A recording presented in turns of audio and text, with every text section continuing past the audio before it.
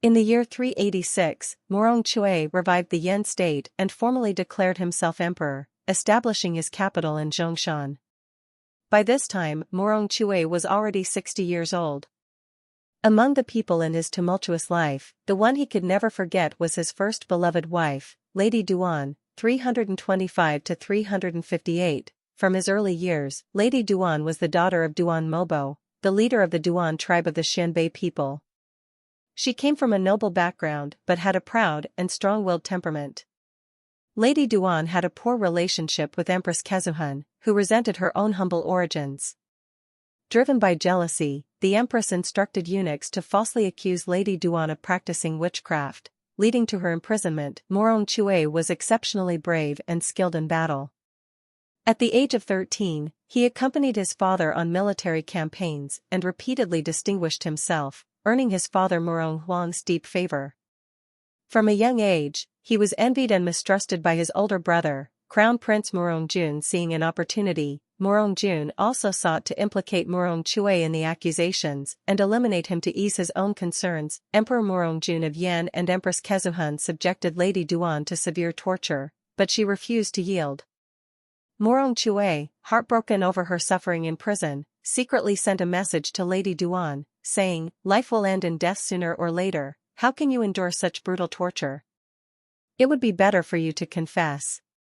Lady Duan sighed and said, "Do you think I wish for death? If I were to falsely confess to such betrayal, I would disgrace my ancestors and fail my husband. I would never do such a thing." Later, Lady Duan died in prison, which spared Murong Chui from misfortune.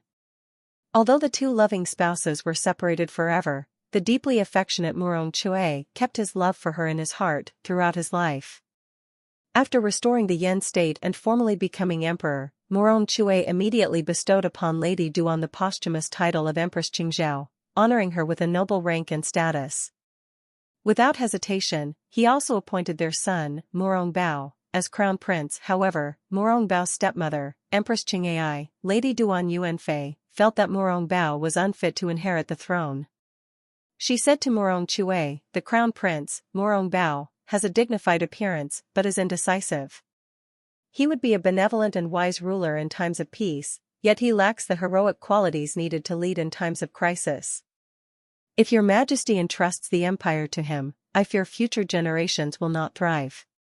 Prince of Liaoxi, Murong Nong, and Prince of Gaoyang, Murong Long, are both wise among your majesty's sons. One of them should be chosen as the crown prince.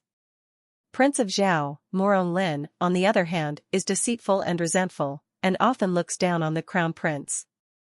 Should your majesty pass away, disaster is certain to follow. This is a family matter, and it should be carefully considered.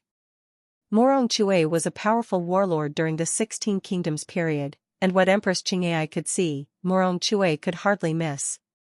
He knew that his beloved son Murong Bao was of average talent and would struggle to govern a large state, making him less suitable to inherit the throne.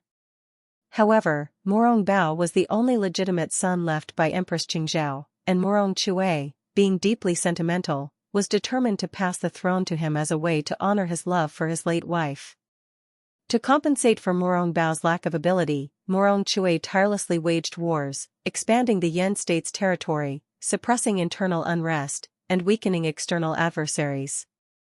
His hope was to leave a powerful and stable regime that Murong Bao could govern with ease. At this time, Murong Chui's lifelong confidant, Fu Jian, 338 to 385, an ethnic D and the third emperor of the state of Qin during the 16 Kingdoms period, had only recently met a tragic end. Murong Chui and Fu Jian were two prominent figures of this era. Although they came from different ethnic backgrounds, they were both naturally kind-hearted, born into noble families, and had the fortune of being raised with a Confucian education under Han cultural influence. They shared a deep love for traditional Chinese culture and held high standards for loyalty, filial piety, benevolence, and righteousness. Years before, when Murong Chui, unappreciated in Yan, fled to Qin, Fu Jian, who had long admired his reputation, went out of his way to welcome him at the outskirts of the city, disregarding his own imperial status. The two became fast friends and, from that moment on, were inseparable, like-minded confidants. Later, Fu Jian suffered a crushing defeat at the Battle of Fei River, where the main Qin army was annihilated, with only the 30,000 troops led by Murong Chui surviving intact. When Fu Jian fled in desperation to Murong Chui's camp, Murong Chui did not follow the advice of former Yan officials who urged him to seize the moment and kill Fu Jian to restore the Yan dynasty. Instead, Murong Chui returned full command of the 30,000 troops to Fu Jian and personally escorted him, protecting him all the way back to the Qin capital, Chang'an. During the 16 Kingdoms period, when many forsook righteousness for personal gain, Murong Chui steadfastly maintained his moral principles. However, as the Qin dynasty gradually declined and could no longer revive its former glory, Murong Chui ultimately parted ways with Fu Jian and declared himself the king of Yan, striving to restore the Yan state. Yet, he confined the territory of Yan to the borders of the former Yan dynasty, refraining from coveting the Central Plains territory controlled by Fu Jian's Qin dynasty. Throughout his life, Murong Chui never engaged in battle against Fu Jian. His friendship with Fu Jian transcended ordinary understanding and deeply moved later generations. In August of 386, shortly after declaring himself emperor, Murong Chui personally led his troops south to reclaim the prefectures and counties recently occupied by the eastern Jin after the Battle of Fei River. These areas had once been governed by the former Yan dynasty, and upon the arrival of Murong Chui's forces, they quickly surrendered. Murong Chui also dispatched Murong Lin to assist the founding emperor of the Northern Wei dynasty, Tuoba Gui, August 4, 371, November 6, 409, in quelling a rebellion by his uncle, Tuoba Kudu, who had conspired with the Xiongnu leader Lu Xian to usurp Tuoba Gui's throne. This action helped secure peace along Yan's northern borders and showcased the strength of the Yan army, establishing Yan as a powerful state in northern Central Plains. IN 392, given the unpredictable and treacherous behavior of the Dingling warlord Zhai, who had rebelled multiple times and was utterly untrustworthy, Murong Chui lost patience and decided to personally lead an army to eliminate these bandits once and for all. Upon hearing the news, Zhai Zhao was alarmed and sought aid from Emperor Murong Yong of Western Yan. Murong Yong came from a noble Xianbei family and was a distant relative of the former Yan royal family. Murong Yong heeded the advice of his advisors to sit on the mountain and watch the tigers fight, choosing not to send troops to aid Zhai Zhao.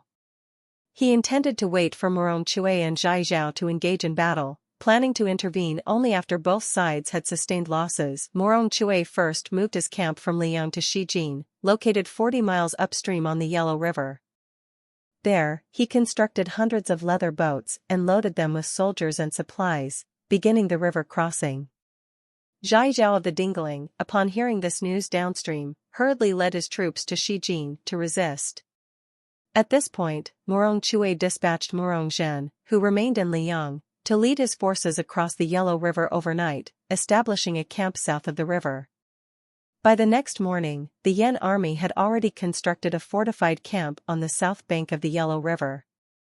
Upon learning of this, Zhai Zhao rushed back downstream to attack Murong Zhen's Yan forces. Following orders, Murong Zhen held his ground to delay the main force of Zhai Zhao's Dingling. Meanwhile, the Yan army upstream took advantage of the situation and also crossed the Yellow River. With the Yan troops attacking from two fronts, Zhai Zhao's entire army was defeated. Murong Chui led the pursuit, while Zhai Zhao fled alone to Western Yan, where he was later killed by Murong Yong. Western Yan was another Xianbei regime established by the Murong clan, with Emperor Murong Yong being a distant relative of the former Yan royal family. In his early years, after the fall of the former Yan dynasty, Murong Yong arrived in Chang'an, living in poverty and even resorting to selling straw sandals to make a living. In 383, following the defeat of Emperor Fu Jian of former Qin at the Battle of Fei River, chaos erupted in the Central Plains, leading the former Yan aristocrats to seize the opportunity to rebel and establish multiple regimes. Murong Hong, the brother of former Yan Emperor Murong Jun, gathered the Xianbei people and founded Western Yan.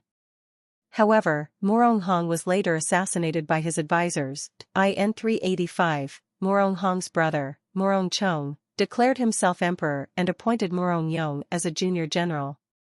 After 14 years of selling straw sandals, the once impoverished distant relative of the former Yan royal family finally had a chance to rise. Taking advantage of the internal strife among the Western Yan nobility, he successfully usurped the throne and became the 7th emperor of Western Yan. During his reign, Murong Chui declared war on Murong Chui's Later Yan and ruthlessly exterminated all descendants of Murong Jun and Murong Chui within his domain, sparing neither men nor women, committing acts of extreme cruelty. In 393, despite the concerns of the Yan generals, who worried about the fatigue of the Yan soldiers after years of campaigning and felt they needed time to rest, Murong Chui began preparing to attack Western Yan. Confident in his abilities, he considered himself clever and resourceful, believing that defeating the Western Yan regime would be an easy task. He did not want to leave problems for future generations, aiming to establish the legitimacy of the Yan dynasty and ensure stability for posterity.